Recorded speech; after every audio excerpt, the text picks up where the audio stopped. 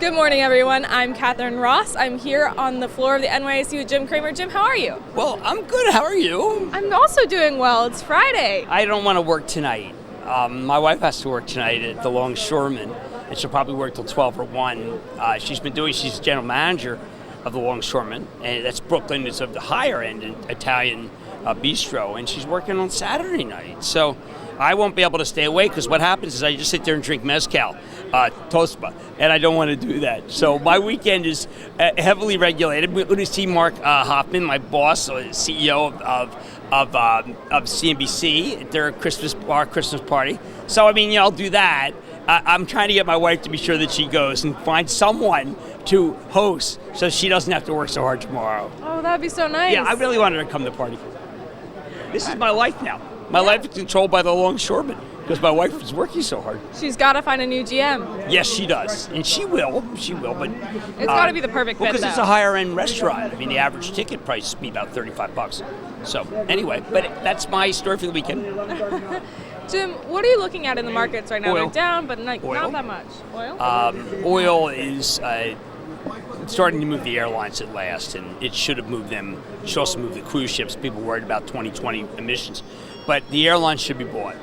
This is really radical for them. United never went down because United was a situation that was about not doing well versus doing well. But a Delta, American could be bought. The CPI, I think, could go negative. Thank you, Matt Horwey, my writing partner, for talking about that. It's obvious that the oil going down is a savior for the Fed because it's going to go through the system. We still have idolatry last night. The tariffs are going to be bad, but it's not the fault of the Fed, nor the fault. It's the president wants it. I support. Actually, I don't think they're tough enough, but I want it to be tough, but also have a chance for our manufacturers to move from China. I agree with a lot of the statements about China. I think China is a rapacious, communist, totalitarian society where she is the leader of it and has moved it far away from what I thought would happen in the World Trade Organization. The problem is, if I put my stock hat on, it's bad, and I think that the G20 have a piece in real money. If you want to see the odds of different things, scenarios, please just go to real money, trial it if you don't. And I say that the most obvious one, the one that is going to work, is that he's going to go 10 to 25, says, listen, there's really nothing I can do, President Xi, you're my good friend. But then he will, that's the stick. The carrot will be, listen, we're going to hold off putting more tariffs on, hopefully to get something done, and I think he'll put a good face on that. Since he has this big NAFTA down, new system up, that was a big win for him, but we don't seem to recognize that. He's coming in hot. And what about the U.S., Mexico, Canada trade agreement that was signed this morning? Positive. Look, it's positive. As someone who has a real estate business in Mexico, I always marveled that you could have $5 an hour workers with health care that's pretty good, and no pollution rules, and that we could somehow compete with that? It was never fair. NAFTA was never fair, except for the day it started when the peso was 4 to 1. So I welcome it. Good for Mexico, good for the United States, good for Canada. Now, I want to switch a little bit, and I want to talk about GameStop, because they announced earnings yesterday. Yeah, they're going hardware. We don't want a hardware company. And this is the beginning.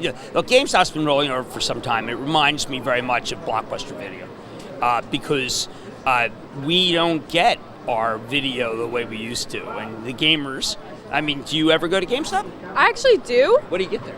I actually buy some of the games, but only because my PS4 does not have enough space to download a lot of the games. Interesting. Okay, well, how about, I know Zev and Fee were talking about, how's the PlayStation doing?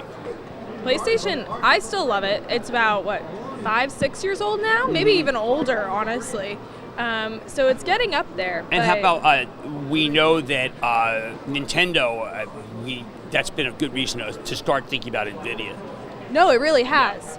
Nintendo's doing great. The Switch, I've heard such excellent reviews. I don't personally have one, but my friends that have one love that they can take it on the subway with them, that they can play it with friends. Like that is a great friend gaming. Whereas like PlayStation, Xbox is very much like you're playing it solo or playing it online with friends. Jeez, there's a lot of different moving components. It's incredible that Activision never came back. I do think that Take-Two, Strauss Zelnick's company, is this Red Dead Redemption's terrific. Yeah, I've been playing. So they came out with online 2 days ago. I've been playing it. That should be another spur up. How great!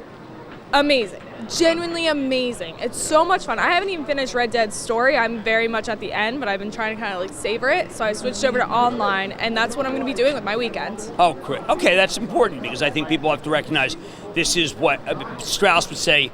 Look, Netflix binging, video games, ordering from Domino's Pizza. It's all one of a piece, and people do multitasking.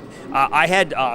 My friend Anthony Noto on last night, who was the banker who brought from Goldman, who brought TheStreet public, and he had SoFi on. I set up a SoFi account like that, and I get 2% interest, but it has all these different functions for millennials to understand insurance with humans, if you want to speak to them, understand estate planning, the things I call it the birds and bees of finance.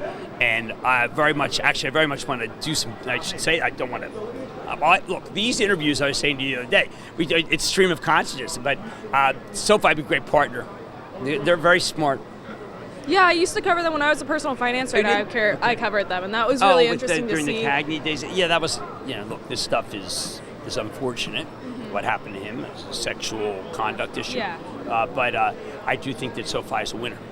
And it's bounced back from those days. Yes, it has, very much so. Anthony Noto had a lot to do with the turn at Twitter. And he was with the NFL for a long time. He was Goldman, like I said, he was a partner who brought us public. So, and most important, he was a fabulous linebacker for Army, and that Army Navy game is coming up in a week. Oh, I'll have to tune into that one. It's a very good game. It's a great game. I went once, and I loved it. I used to sell novelties at it. When I worked at the stadium, that was at Municipal Stadium, then became JFK. I always sold novelties for football, and then I would sell Yoo-hoo too. Oh my gosh! Yeah. The environment is always so much fun. Oh, totally! It's a fabulous venue, great game. Yeah, I went multiple years. One year there was a fellow by the name of Chris Schenkel who was in the booth, and it was very cold, so I would run hot chocolate up to him and hot dogs, and I'd get cookies and stuff, and he gave me a quarter at the end of the game. So what else is up? Well, after that, okay, so I've got an Ask Cramer for you. Sure. And Daryl is trying to figure out when is the time to get into CGC. Now, I know that you just talked to Canopy Growth yesterday. What are your thoughts? Great. Well, we had him. I don't know if the deal economy is up online. I think that this is when you would buy it. It's getting very institutional. They're the only one that you can buy because they're the only one with the capital. You might want to use Constellation Brands as the way to do it. I had that the other night on Mad Money. But the answer is now. Because there's a lull and people don't believe. It's kind of gone away, but he told you that the sales for the first 6 weeks were incredible. And I'm a believer in Linton, and I'm a believer, and I don't know if we can get Deal Economy online, but you should watch that. It was pretty good. Yeah, and I know that we've got a lot of coverage on it. There's Kevin Kieran, your Real Money reporter, reported on it. Oh, good, yeah, he's fabulous. And, does Stock of the Day, too, and yeah, a really fabulous reporter.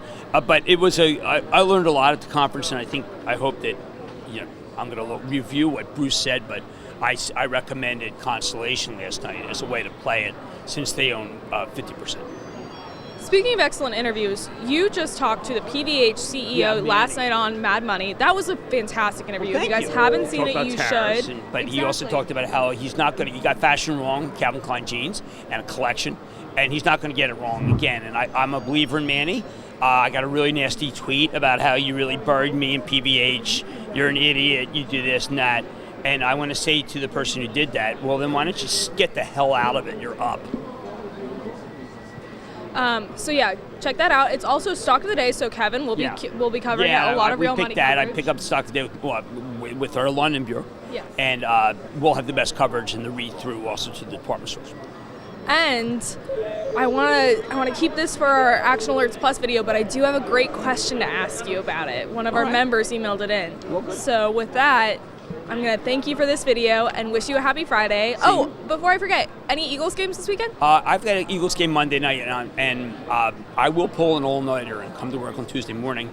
I have pulled probably maybe 10 all-nighters this year, more than I have since I was a senior in college.